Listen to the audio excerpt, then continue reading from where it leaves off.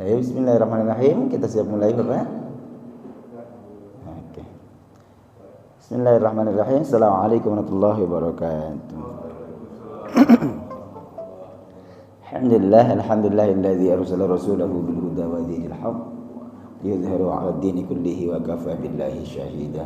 Asyhadu an la ilaha illallahul malikul a'la wa asyhadu anna sayyidina maulana Muhammadan 'abduhu wa rasuluhu arsalahu basyiran wa nadhira wa da'iyan ila bi'idznihi wa sirajan munira.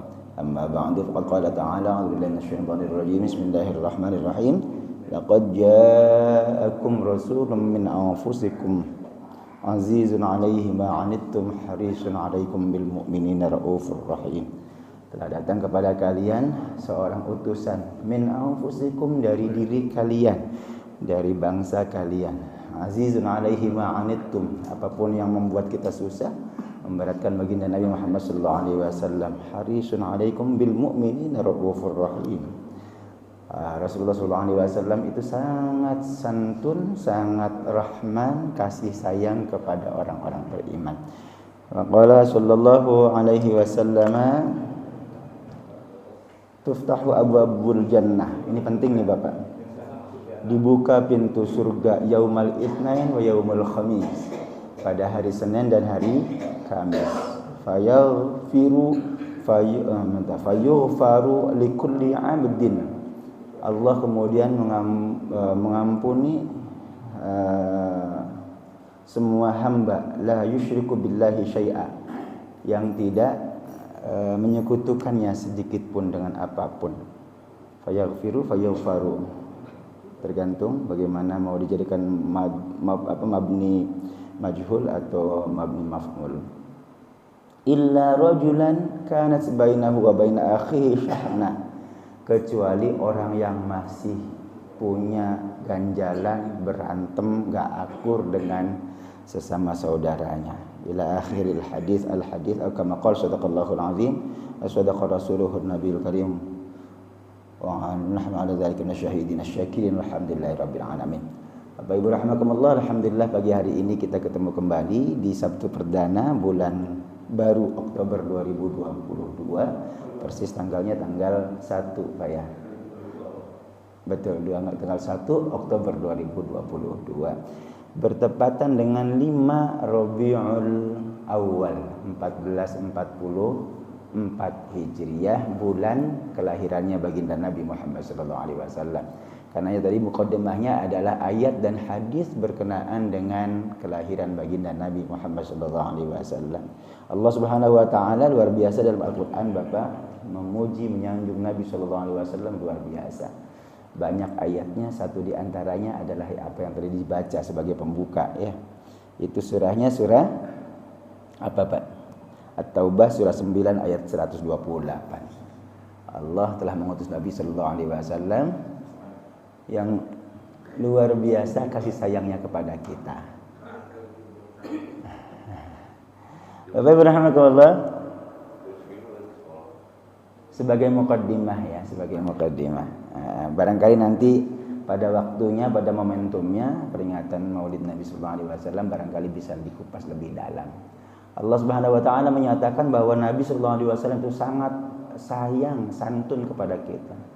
Bil mu'minina raufur rahim, sangat santun sayang kepada kita. Memang Nabi sangat santun kepada siapapun, apalagi kepada kita orang beriman begitu. Karena memang Nabi adalah Nabiyur Rahmah. Wa ma arsalnaka illa rahmatan lil alamin. Nabi sallallahu alaihi wasallam diutus kepada kita hanya untuk sebagai rahmat bagi semesta alam.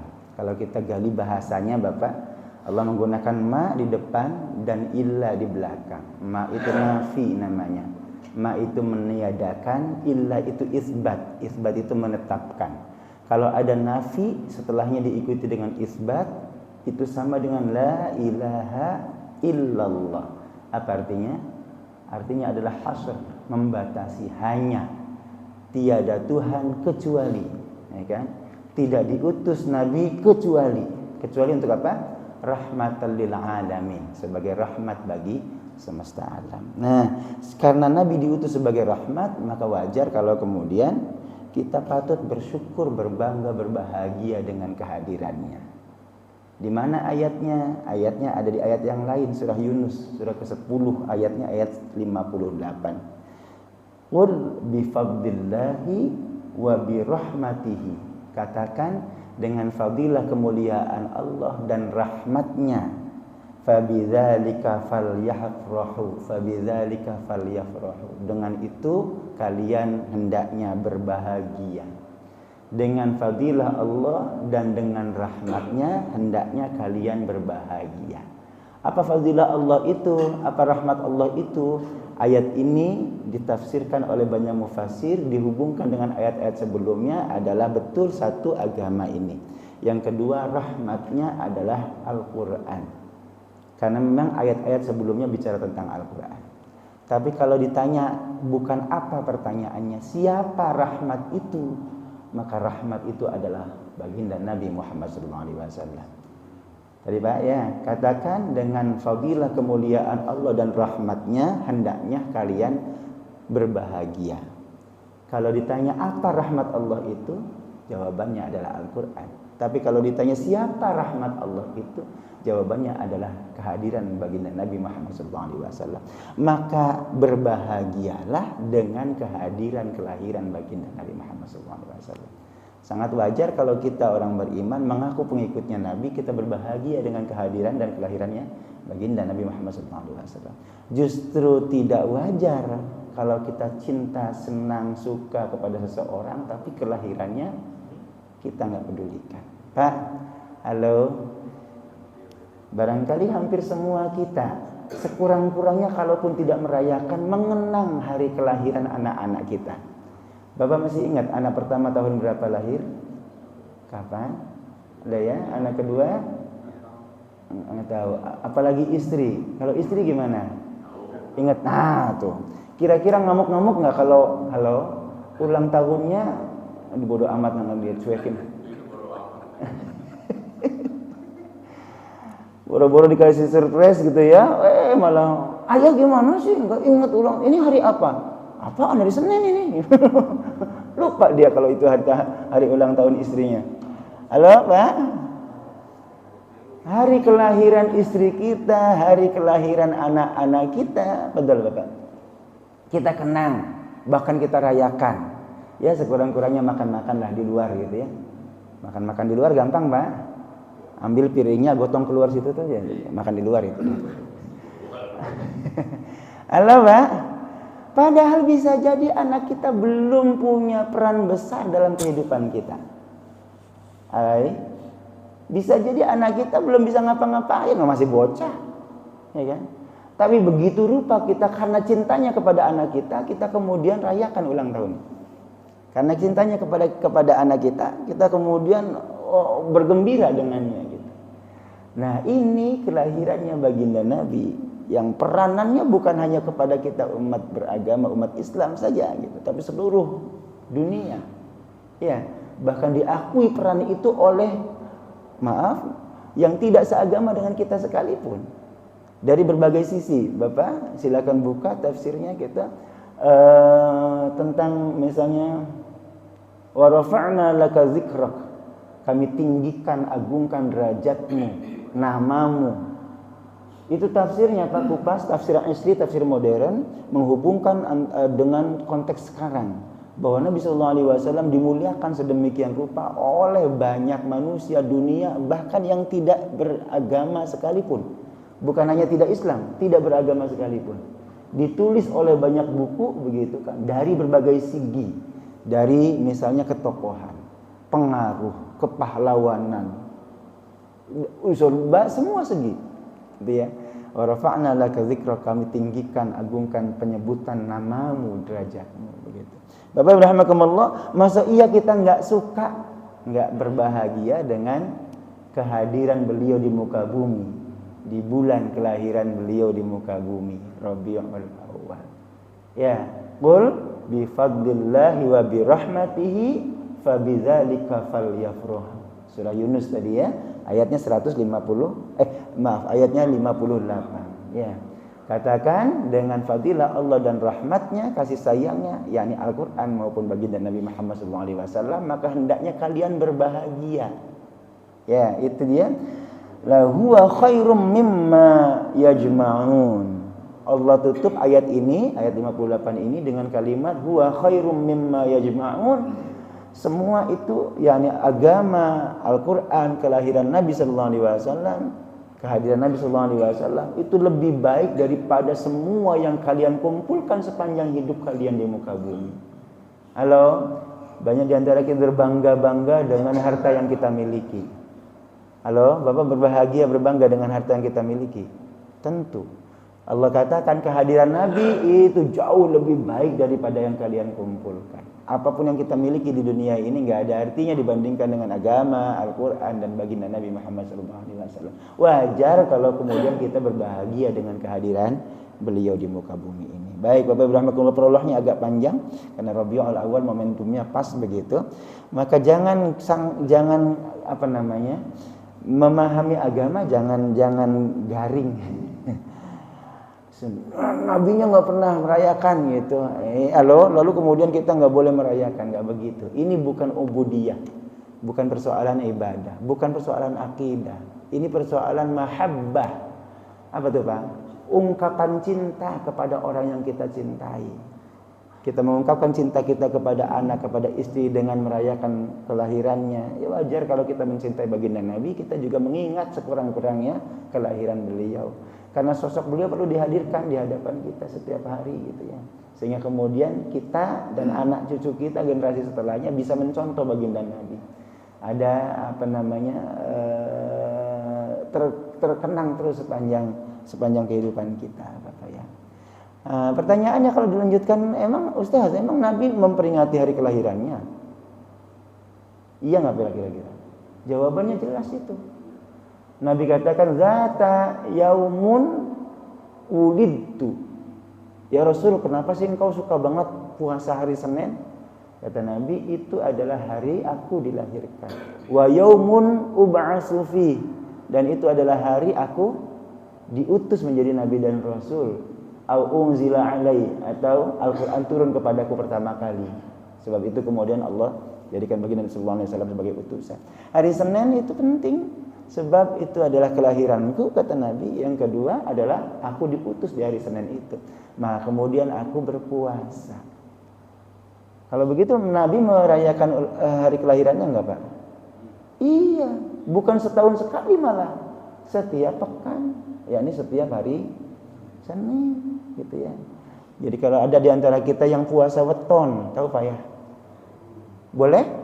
Banget, Nabi juga menguasai hari kelahirannya. Bapak lahir hari Kamis, silakan puasa hari Kamis sekaligus Kamis. Ya Kamis sekaligus juga hari kelahiran. Ya, sebagaimana Nabi. Jadi caranya saja yang berbeda.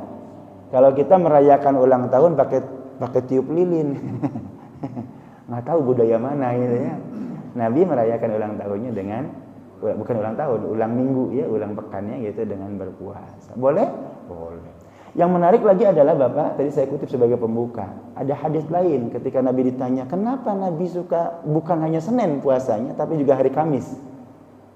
Jawabannya ini istimewa. Nabi katakan, itu dua hari itu, Senin dan Kamis, adalah hari di mana Allah menerima rapot kita dalam satu pekan.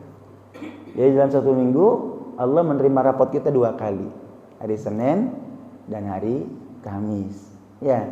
Karenanya maka saya pengen ketika raport saya dihadapkan, saya berada dalam kondisi terbaik, yakni berpuasa. Bapak selalu tuh, Sya'ban kenapa Nabi sangat senang berpuasa? Juga sama jawabannya, karena bulan Sya'ban setahun sekali Allah menerima raport kita.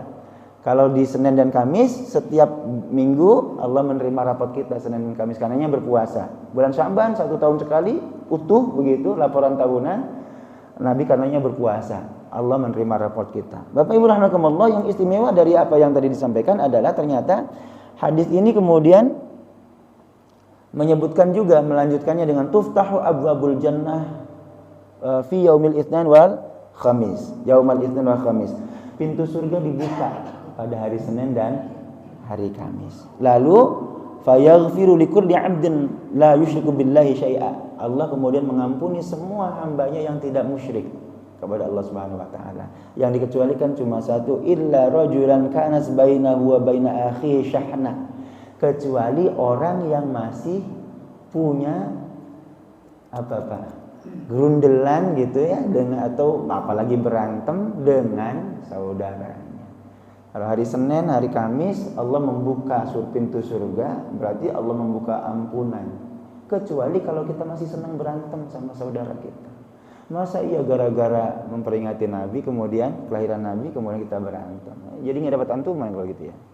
Padahal tujuannya adalah ingin mendapatkan ampunan Allah Subhanahu wa taala dengan puasa Senin maupun Kamis. Ya. Tujuannya adalah ungkapan cinta kepada baginda Nabi Muhammad SAW dengan memperingati hari kelahirannya, begitu. Hai, jangan gara-gara itu malah kita berantem. Kalau kitanya berantem, jauh dari ampunan. Alhamdulillah. Mudah-mudahan kita semua orang-orang yang senantiasa istiqamah ya Pak ya, menegakkan ajaran Allah Subhanahu wa taala, berqudwah mencontoh baginda Nabi Muhammad SAW. Salah satu ungkapan cinta kepada baginda Nabi adalah dengan berbahagia dengan kehadiran beliau di muka bumi. Falyafrahu tadi, fabidzalika falyafrahu. Surah Yunus ayat 58. Dan insyaallah kita Allah tuntun kehidupan kita sukses dunianya sampai dengan selamat akhiratnya. Amin rabbal alamin. Ala hadhihi kulliyatin salihah wa hadat Nabi Mustafa sallallahu alaihi wasallam. Al-Fatihah. A'udzu billahi minasyaitonir rajim. Bismillahirrahmanirrahim. الحمد لله رب العالمين الرحمن الرحيم مالك يوم الدين إياك نعبد وإياك نستعين اهدنا الصراط المستقيم صراط الذين أنعمت عليهم غير المغضوب عليهم ولا الضالين آمين بسم الله الرحمن الرحيم رضيت بالله ربا وبالإسلام دينا وبمحمد نبيا ورسولا ربي زدني علما وارزقني فهما بسم الله الرحمن الرحيم. Baik. Alhamdulillah, kemarin kita sudah mulai dengan pembukaan prolognya tentang 37 masalah populer ini dengan mengungkapkan satu fakta di tengah masyarakat betapa banyak orang yang berantem gara-gara perbedaan pandangan tentang agama atau terkait dengan agama. Satu diungkapkan adalah tentang doa di atas kubur ya, atau azan di dalam kubur, talqin mayit dan seterusnya begitu. Lalu kemudian kita sudah masuk bagian paling awal yakni tentang ikhtilaf dan mazhab. Hari ini kita masih berada di sini tentang ikhtilaf dan mazhab. Satu poin utama, ikhtilaf itu adalah perbedaan dalam konteks agama. Ada ibu-ibu. Kelihatan Bu? Punten iya, kasihan ya. Luar biasa, ini pejuang subuh banget ibunya. Berani ya Bu? Enggak ada teman. Baik. Tentang ikhtilaf perbedaan Pak ya. Ya, di bagian awal kita sudah belajar poin per poin, oke. Mudah-mudahan nyampe. Ya. Bahwa perbedaan itu sesuatu yang niscaya tidak bisa kita hindarkan, karena memang sejak zaman Nabi memang perbedaan itu ada. Bahkan Nabi satu di antara yang mengajarkan perbedaan itu. Ada dalam hal ibadah sekalipun ada yang berbeda Nabi ajarkan kepada satu sahabat dengan sahabat yang lainnya. Baik. Jauh sekali. Sudah ke sini.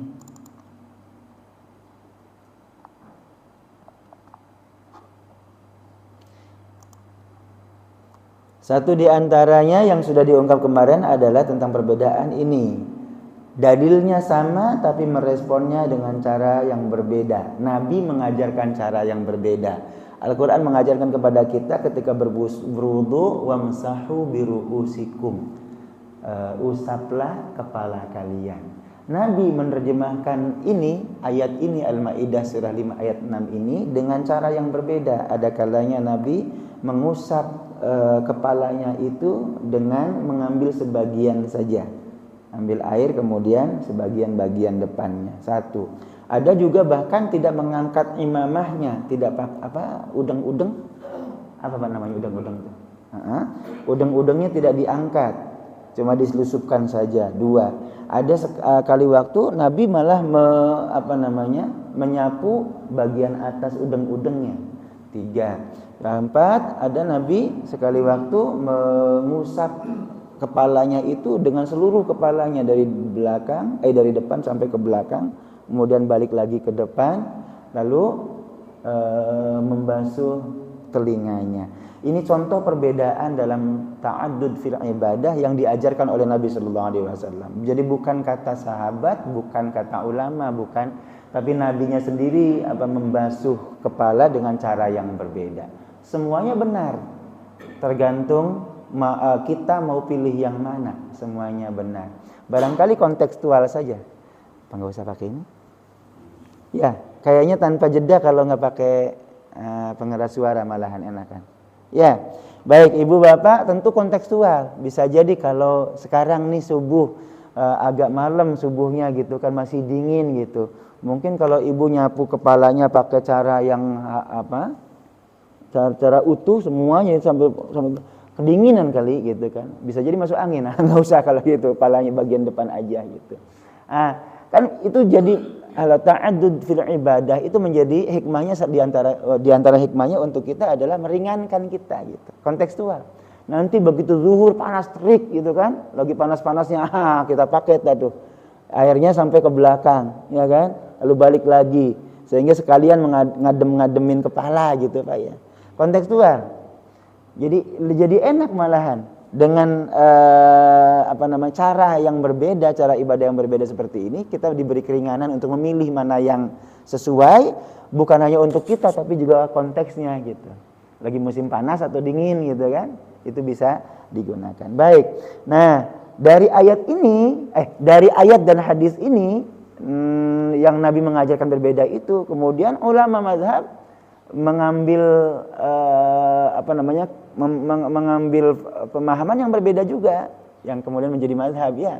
Abu Hanifah misalnya, cukup 1/4 kepala pakai disimbolkan dengan ubun-ubun seperti satu genggam tangan begitu, segitu cukup gitu ya. Ada imam yang lain enggak harus semuanya, kata Imam Syafi'i enggak apa-apa, cukup sebagian itu ya menjadi relatif, tidak harus 1/4 gitu kan. Karena 3 juga sudah dianggap banyak, maka 3 helai rambut juga sudah mencukupi. Kira-kira seperti itu. Itu sumbernya Al-Qur'annya sama, hadisnya sama, tapi meresponnya cara yang berbeda. Respon ulama terhadap Al-Qur'an dan hadis itulah yang disebut sebagai mazhab nantinya. Baik, Bapak rahimakumullah. Ini bagian paling awal yang sudah kita pelajari. So, ada poin-poin penting yang disampaikan bagian akhir. Mazhab itu bukan agama. Yang pertama, mazhab bukan agama. Beda mazhab tidak berarti beda agama. Ya, jangan berantem karenanya gitu. Karena mazhab bukan agama. Apalagi bukan beda mazhab, cuma beda partai gitu. Jangan berantem. Atau beda organisasi Islam, ya kan? Jangan berantem. Itu ormas, bukan agama. Ormas itu bukan agama. Bahkan mazhabnya sama, Ahlussunnah wal Jamaah juga gitu kan. Halo, cuma beda organisasinya ya. Jangan kemudian kita berantem karenanya. Satu, yang kedua ikhtilaf itu pada masalah furu'. Yang kedua, soal yang berbeda-beda itu soal-soal cabang, soal-soal remeh-temeh sebenarnya, bukan soal pokok. Kalau pokok-pokok akidahnya sama pasti. Allah Tuhannya sama, Allah nabinya sama, baginda Muhammad SAW, Al-Qur'annya sama, kitab sucinya sama. Ya kan? Akidah itu bicara tentang pokok, atau usul ibadah bicara tentang pokok-pokok ibadah juga sama, wajib sholat, puasa, zakat, haji sama gitu. Yang berbeda hanya rinciannya saja. Wajib sholat iya, sholat wajib, suci iya, bagaimana cara bersucinya, wudu iya, kan semua sama tuh, ya kan? Nah, cuma bagaimana cara wudunya, mau ambil pilih hadis yang mana, atau kemudian turunannya mazhab yang mana. Yang berbeda itu saja sih, pinggir-pinggirnya, bukan pokoknya. Yang ketiga, karena itu maka tidak boleh kita membid'ahkan satu sama lain. Hanya gara-gara perbedaan soal furu'. Furu' itu tidak menyebabkan kita boleh saling membid'ahkan gitu. Masalah-masalah cabang itu tidak boleh kita saling membid'ahkan, karena memang bukan bid'ah. Ya.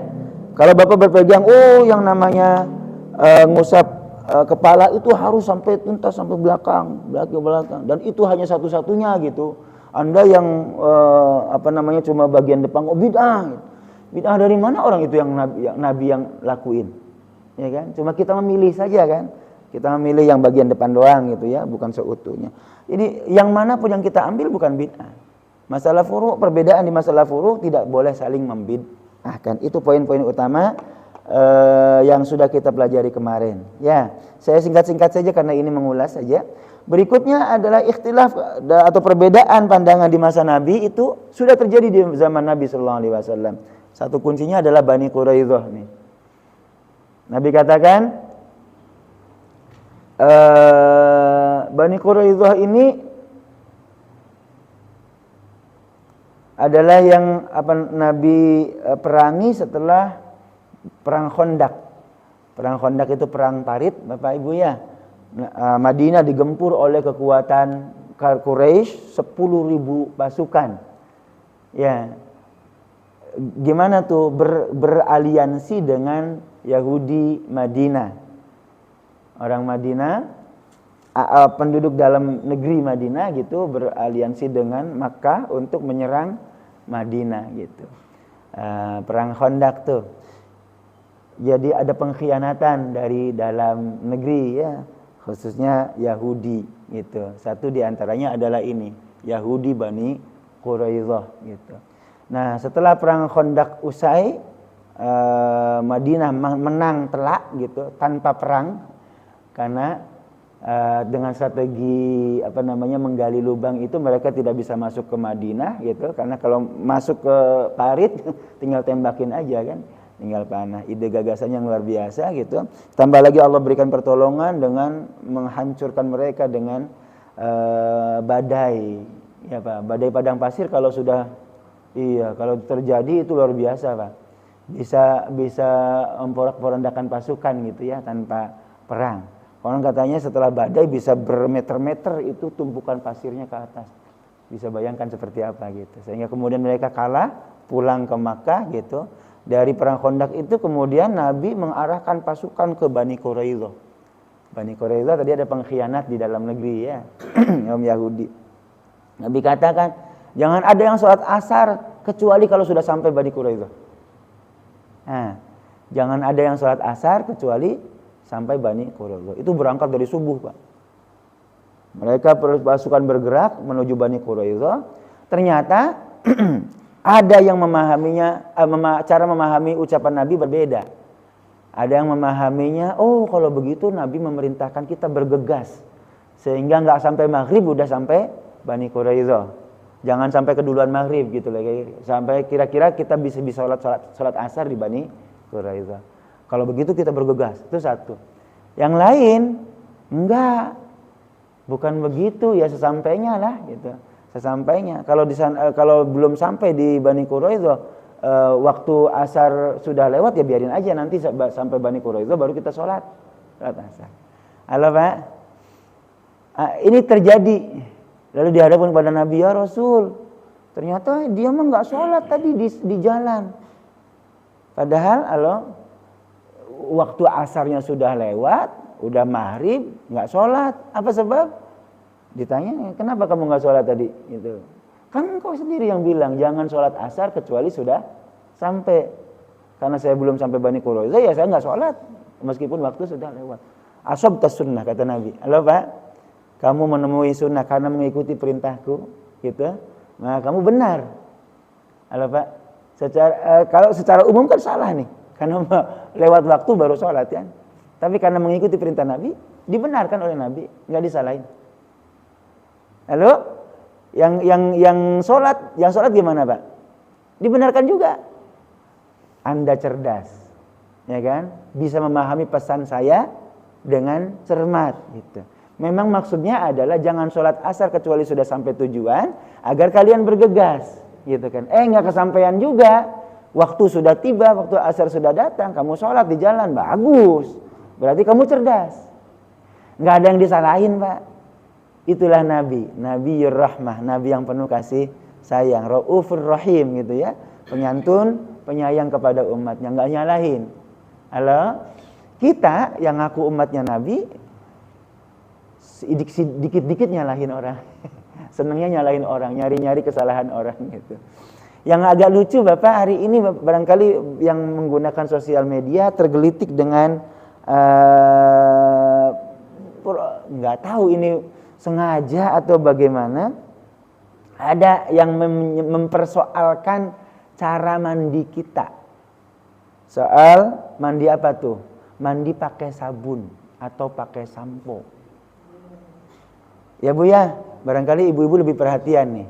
Kalau mandi junub jangan pakai sampo, jangan pakai sabun. Betul ya Bu? Sebab itu menghalangi airnya jadi bukan air murni lagi, bukan air mutlak lagi. Nggak boleh dipakai buat bersuci, karena bersuci itu wajib airnya air yang mutlak. Air mutlak tuh air normal, netral gitu ya Bu. Nggak sah nanti ininya mandinya, mandi jinabah Bapak kalau pakai sampo pakai sabun, dia bilang nggak sah sebab airnya bukan air mutlak lagi, sudah bercampur dengan sabun. Ini nggak tahu belajar agama dari mana ini. Tapi yang aneh adalah mungkin dia kalau mandi itu sampoan sabunan nggak dibilas.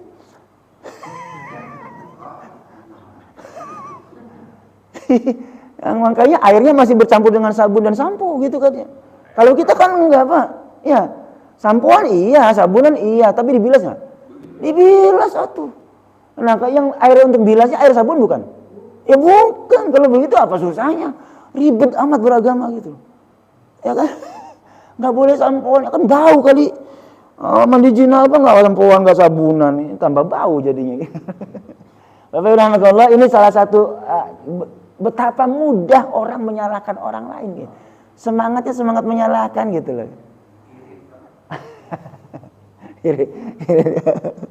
Ya, padahal kan sebelum kita pakai sampo, sebelum kita pakai sabun pasti air murni dulu, ya kan? Apa Bapak langsung sampoan begitu masuk kamar mandi langsung sampoan gitu? Kering? Enggak kan? Pasti dimulai dengan air bersih dulu, ya kan? Air netral, air mutlak ya. Sah nggak kira-kira bersucinya di awal nih, tahap awal? Sah dong, ya kan? Lalu baru sampoan, sabunan. Setelah itu dibilas lagi pakai air murni lagi kan? Malah double kita mah. Orang seperti ini kelihatannya kalau mandi junub gitu, sampo aja langsung, nggak pakai dibilas. Makanya jadi nggak sah katanya, mandi jinabahnya. Orang mandinya pakai sabun doang, nggak dibilas.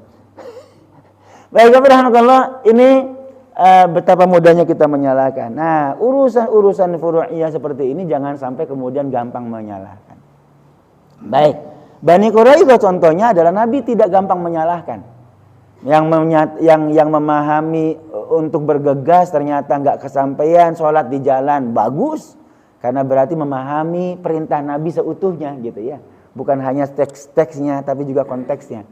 Tapi yang memahami teksnya juga oke. Nabi katakan ashabta sunnah, bagus kamu mengikuti perintah, gitu kan? Karena perintahnya memang secara literal, secara redaksional, jangan sholat kecuali sampai Bani Quraisyah. Ini contoh bagaimana sahabat memahami hadis Nabi dengan cara yang berbeda dan tidak dipersalahkan oleh Nabi SAW. Dua-duanya benar. Lalu berikutnya yang sudah kita pahami adalah setelah Nabi wafat bagaimana? Apakah terjadi perbedaan di tengah masyarakat, di tengah para sahabat? Jawabannya iya. Nggak jauh, bahkan pada saat Nabi SAW meninggal dunia, sahabat saling beradu pendapat nih, di mana sebaiknya Nabi dimakamkan. Banyak sahabat yang lainnya di Baqi lah. Nabinya di dekat Masjid Nabawi kan, sahabat itu masih di luar masjid. Di Baqi bersamaan dengan para sahabatnya Nabi gitu kan. Sebagian yang lain jangan, ya tempat yang berbeda lah. Nabi masa sama dengan pemakaman umum, taman makam pahlawan lah kira-kira begitu kalau kita ya kan. Lalu Abu Bakar As-Siddiq mengatakan Nabi pernah berpesan bahwa para nabi itu dimakamkan di tempat beliau meninggal. Nabi meninggalnya di rumahnya Aisyah, maka kemudian Nabi dimakamkan di situ. Itu perintahnya Nabi SAW. Ada perbedaan Pak ya, ada perbedaan. Nah, tapi karena ada ketegasan dari Nabi sendiri tentang bagaimana di mana beliau dimakamkan, maka jawaban ini final jadinya gitu ya. Tidak bisa mengambil pendapat, oh kalau begitu boleh dong di sana. Enggak, karena ada jawaban yang final gitu ya. Maka Nabi kemudian dimakamkan di tempat beliau meninggal. Ya, hari ini sudah masuk ke dalam masjid begitu. Lalu Bapak Ibu, setelah kemudian kubur Nabi ada di dalam masjid, ribut tuh Pak. Banyak yang berusaha untuk menggusur makam Nabi, dikeluarkan dari masjid Nabi gitu ya. Karena memang ada dalil umum, la taj'alu masajida maqabiro, gitu ya. Jangan jadikan masjid sebagai kuburan.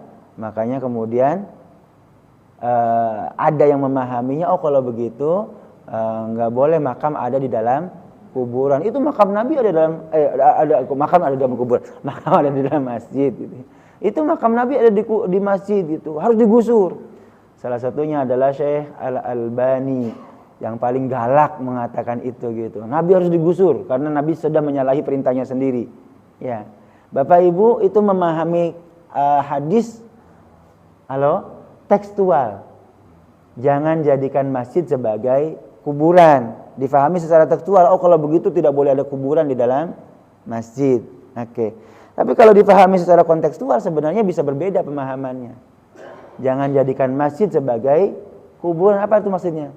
Sepi. Nggak ada yang ibadah, nggak ada yang sholat, seperti kuburan gitu. Makmurkan masjid, jangan jadikan kayak kuburan. Beda kan konsepnya kan? Beda kan pemahamannya kan? Ya. Oh ternyata maksudnya adalah makmurkan masjid, jangan kayak kuburan. Masjid nggak ada orang sholat di situ, nggak ada yang ibadah. Beda ya Pak ya, beda konteksnya. Kalau dipahami kontekstual gitu, oh bukan berarti makam yang sudah ada di situ harus digusur gitu. Ya, kira-kira seperti itu. Termasuk makam Nabi, apalagi makam Nabi digusur. Kan sebelumnya juga bukan di masjid ya, dari di luar masjid gitu. Baik Bapak Alhamdulillah. Ini perbedaan di tengah para sahabat sepeninggal Nabi Sallallahu Alaihi Wasallam. Nah hari ini kita lebih lanjut kita lanjutkan kembali. Mana tuh?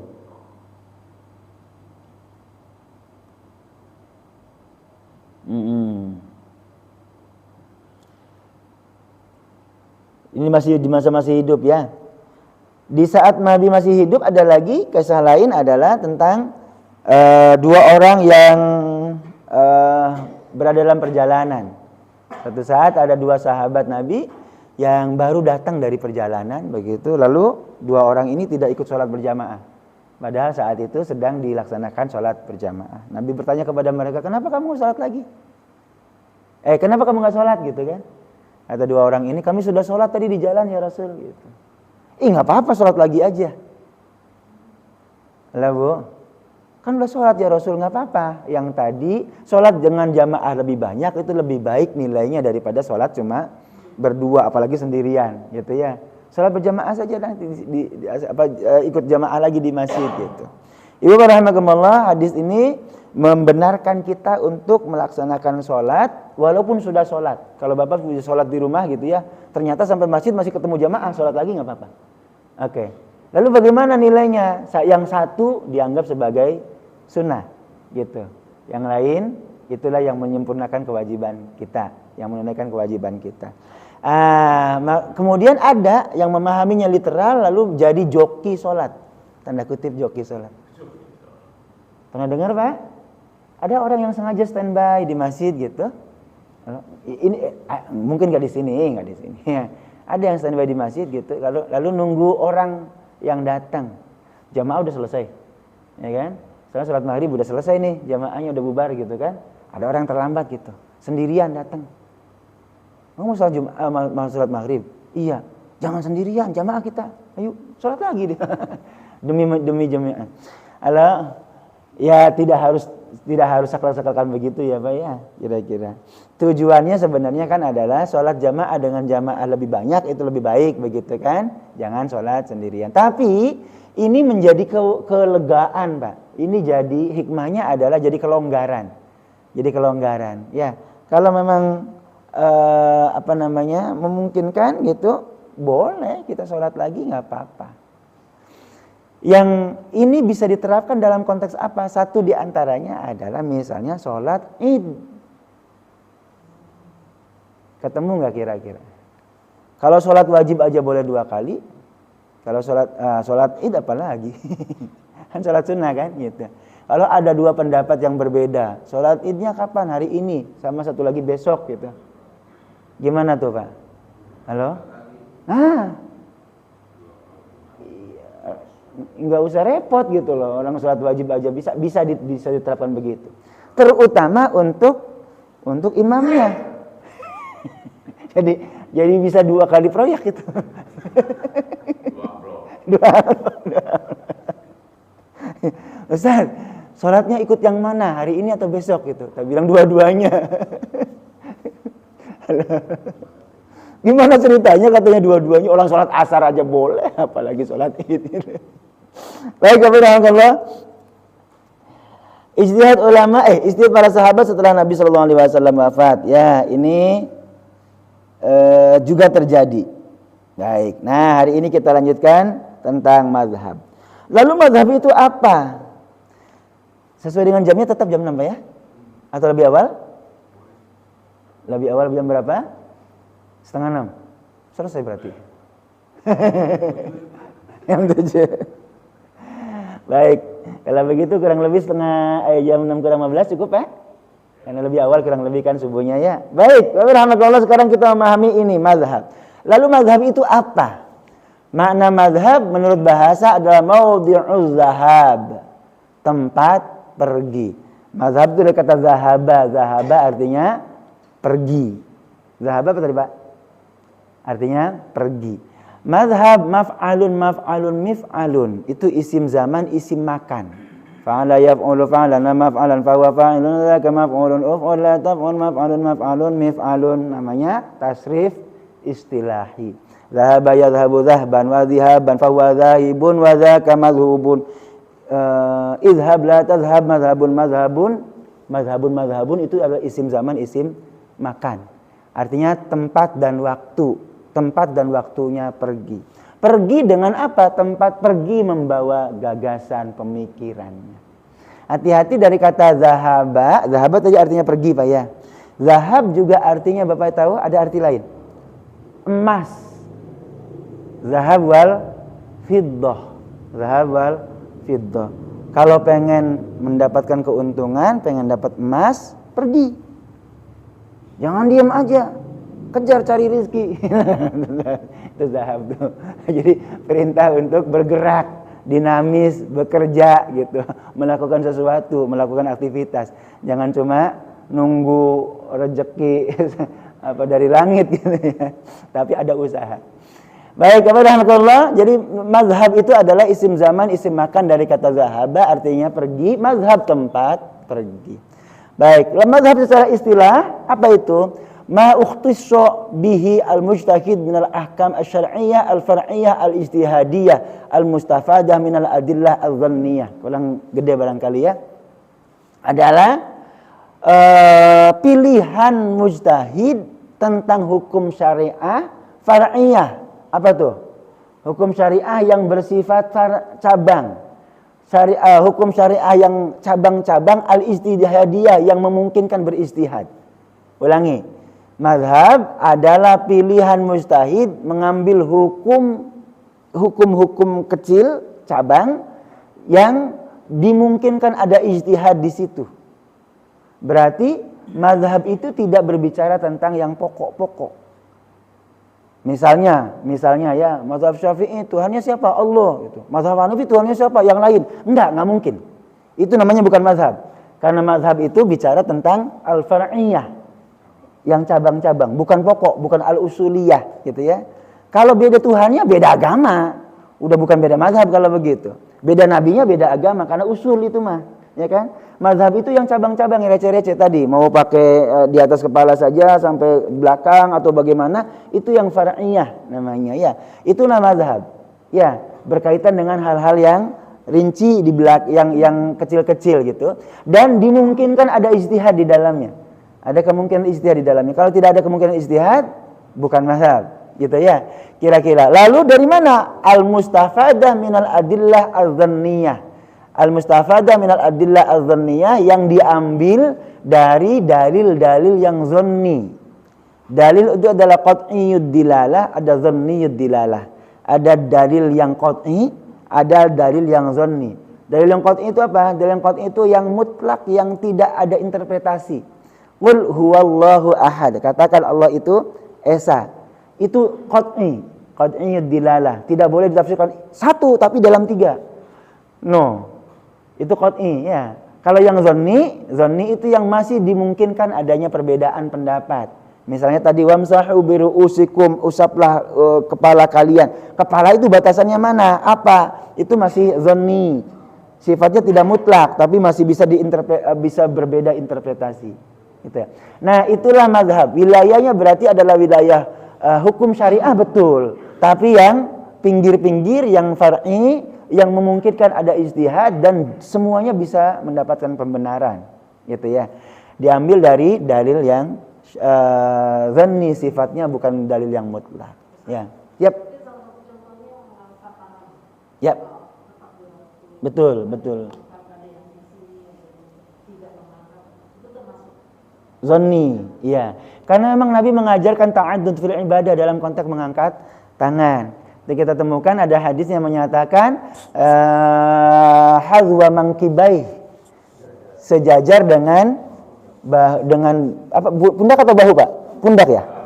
Pundak ya, sejajar dengan pundak. Sejajar dengan pundak itu yang mananya? Apakah bagian bawahnya atau atasnya?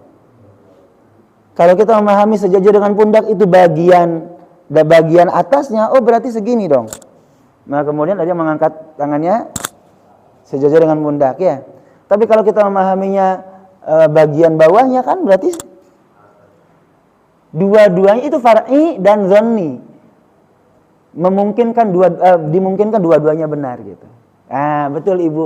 Contohnya persis seperti itu. Jadi mengangkat tangannya sejauh bagaimana tinggi apa gitu, itu wilayah far'i, ijtihadi dan sifatnya dalilnya zanni gitu. Luar biasa betul. Ya, nah yang begitu itu jangan saling menyalahkan, jangan saling membid'ahkan gitu. Karena memang itu wilayah ijtihadi, dimungkinkan perbedaan pendapat, pandangan atau dimungkinkan semuanya benar gitu. Ya. Kalau dihubungkan dengan hadis yang lain misalnya tahta uzunai, di bawah telinganya. Di sini juga di bawah telinga, ya kan? Tapi kalau difahami secara tekstual, literal begitu, yang persis di bawah telinga kan begini misalnya gitu. Maka semuanya benar, bisa benar. Jangankan masih ngangkat tangan, Pak ya. Enggak ngangkat tangan sekalipun juga sah. Karena ternyata ngangkat tangan bukan rukun. Yang rukun apa? Takbiratul ihramnya. Takbiratul ihram itu apa? Allahu Akbarnya. Kalau sholat nggak pakai Allahu Akbar, nah baru itu usuli, bukan far'i gitu kan? Ya sifatnya ya. Tapi kalau soal ngangkat tangannya, terserah memahaminya seperti apa, nanti dihubungkan dengan penjelasan ulama tentang itu. Oke, seperti itu kira-kira Bu ya. Alhamdulillah luar biasa. Baik, Bapak rahimakumullah. Nah, mazhab ini kemudian diformalisasi, kira-kira begitu. Pendapat-pendapat, pandangan-pandangan atas dalil-dalil zanni tadi diformalisasi oleh para ulama di generasi awal. Ya, barangkali yang kita kenal 4 saja yang utama ya. Imam Abu Hanifah, Imam Malik bin Anas, Imam Asy-Syafi'i dan Imam Ahmad bin Hambali. Ya, Hanafi, Maliki, Syafi'i, Hambali. Kalau i di belakang itu nisbah namanya, Bu. Ya, nisbah. Hanafi nama orangnya Imam Abu Hanifah. Ya, yang mengikuti ulama Abu Hanifah namanya Hanafi, atau mazhabnya Imam Abu Hanifah disebut Hanafi gitu ya. Maliki juga demikian, Syafi'i dan Hambali. Ya, ternyata beliau itu bukan empat imam mazhab ini bukan cuma mereka. Yang paling awal adalah, kalau ini diurutkan dengan urutan tahun kelahiran, tahun wafatnya Bapak. 110 Hijriah ada Abu Sa'id Hasan bin Yasar al-Basri, Imam Hasan al-Basri. Itu senior, paling senior, lebih senior daripada imam mazhab yang lain. Makanya Imam Hasan Al-Basri sering dijadikan sebagai rujukan gitu. Beliau paling senior di antaranya 110 Hijriyah. Ada An-Nu'man bin Thabit, Imam Hanafi. Setelah itu 150 ada Nu'man bin Thabit, nama aslinya Bu, Pak.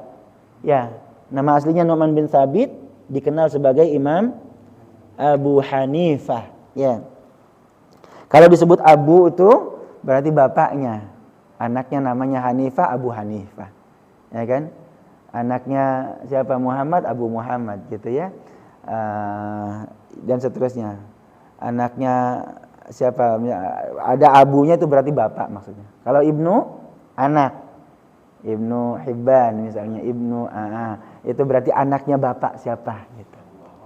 Abu Bakar, oh iya itu ya. Nah. Baik. Ibu di rumah manggil bapaknya, manggil suami apa? Ada sebagian yang manggil anaknya kan? Bapak punya anak Aisyah misalnya, bapaknya Aisyah gitu ya Bu manggilnya. Itu Abu Aisyah, itu julukan dari ibu gitu, menunjuk kepada seorang. Ya, bukan nama asli pasti kalau abu-abu. Namanya adalah Nu'man bin Thabit 150. Ada Abu Amr bin Abdurrahman bin Amr Imam Al-Auza'i. Pernah dengar? 157. Al-Auza'i namanya. Ada Sufyan Ats-Tsauri, namanya Sufyan bin Sa'id bin Masruq, Imam Sufyan Ats-Tsauri. Ya, 160 Hijriah. Bapak, belakangan ada lagi rame di sosial media, YouTube ya terutama. Ada ulama belakangan, ustaz belakangan gitu yang mempersalahkan orang membuat nama lebih dari satu kata. Yang mengikuti sunnah Nabi itu satu kata. Para sahabat itu semua satu kata. Ya kan? Nabi Muhammad, namanya siapa? Muhammad saja udah. Muhammad bin Abdullah gitu. Ini Imam Hanafi namanya siapa? Nu'man saja. Nu'man. Kalau lebih dari satu kata itu menyelisihi sunnah. Wah, segitunya Pak. Ribet banget beragama. Halo Pak. Gara-gara bikin nama anak kita. Bapak bikin nama 3 orang sekaligus. Ya kan? Halo. Saira, Syarifah, Aulia. Saya gabung jadi satu nama. Gitu. 3 nama sekaligus. Ini nggak ngikutin sunnah. Segitunya beragama tuh ya Allah, ribetnya. Halo? Kalau sekarang ini tuntutan zaman Pak. Bahwa bikin paspor harus 3 ya kan? Kalau nggak 3 gimana? Nama bapaknya, nama kakeknya digabung jadi satu ya kan? Halo? Pernah dengar Pak?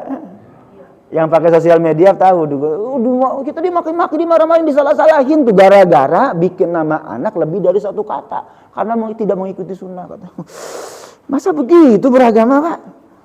Ini gimana cara berpikirnya gitu? Nggak ngerti logikanya. Segitunya.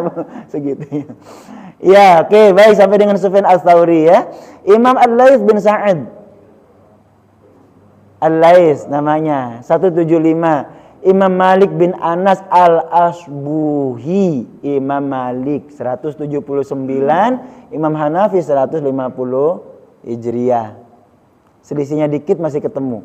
Imam Sufyan bin Uyainah ada 198.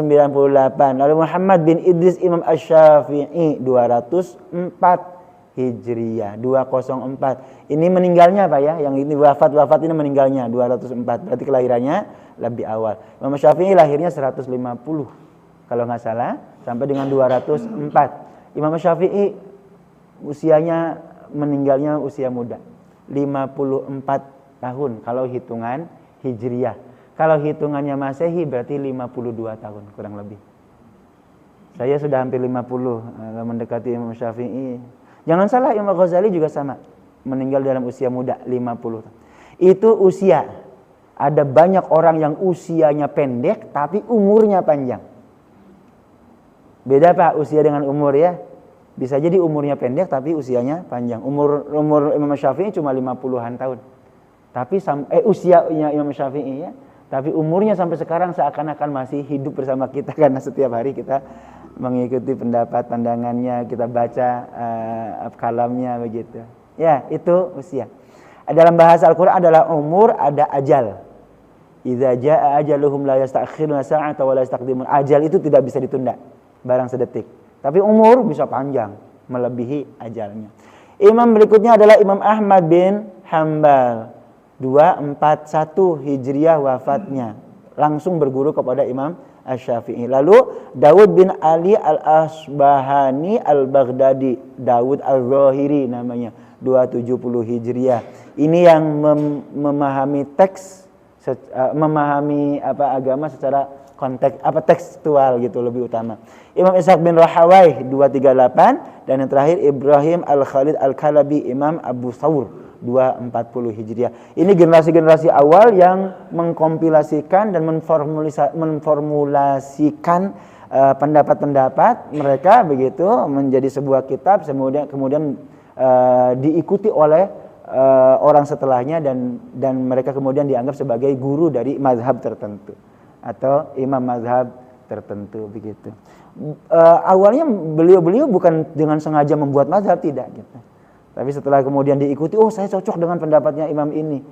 Semakin banyak semakin besar kemudian menjadi mazhab jadinya gitu. Baik, bukan untuk tujuan memecah belah, bukan Pak. Tapi memberi pilihan yang berbeda sehingga kemudian kita punya kemudahan. Kalau kita saklek sentuhan tangan dengan perempuan batal, yang non muhrim batal gitu Pak ya. Bapak nggak bisa tawaf. Karena setiap kali tawaf sentuhan tangan mulu gitu kan. Halo? Kira-kira seperti itu ya. Kalau kita saklek harus seperti ini misalnya, bisa jadi pada satu saat, pada satu kondisi tidak memungkinkan. Di Eropa misalnya di bawah 0 derajat, pakai begini, waduh merinding semeriang semua. Gimana cara kita berwudu? Ya kira-kira seperti itu. Baik, alhamdulillahirabbil alamin. Sudah lewat dari waktu yang dijanjikan 5 menit sekarang. Baik, kalau ada diskusi setelah ini monggo silahkan. Kita bisa lanjutkan sambil sarapan pagi. Ya Pak Bu ya. Baik, waktu syuruknya hari ini jam 5.37 sudah lewat lama. Oke, setelah ini kita bisa salat syuruk, salat isyraq ya Pak. Duha di awal waktu yang Nabi janjikan pahalanya adalah seperti pahala haji dan umroh, tamah sempurna. Kita manfaatkan meskipun tidak bisa berkali-kali haji, tapi kita bisa setiap saat sebenarnya untuk bisa berhaji dengan nilai pahala haji dengan salat duha di awal waktu ini. Alhamdulillahirabbil alamin. Banyak kekurangan di sana sini, mohon diperkenan maaf yang selapang-lapangnya. Kita sempurnakan dengan doa.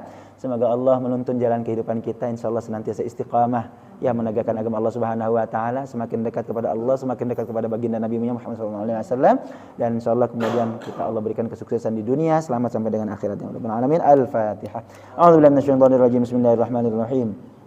Alhamdulillahirabbil alamin arrahmanir rahim maliki yaumiddin iyyaka na'budu wa iyyaka nasta'in ihdinas siratal mustaqim siratal ladzina an'amta 'alaihim ghairil maghdubi alaihim waladdallin.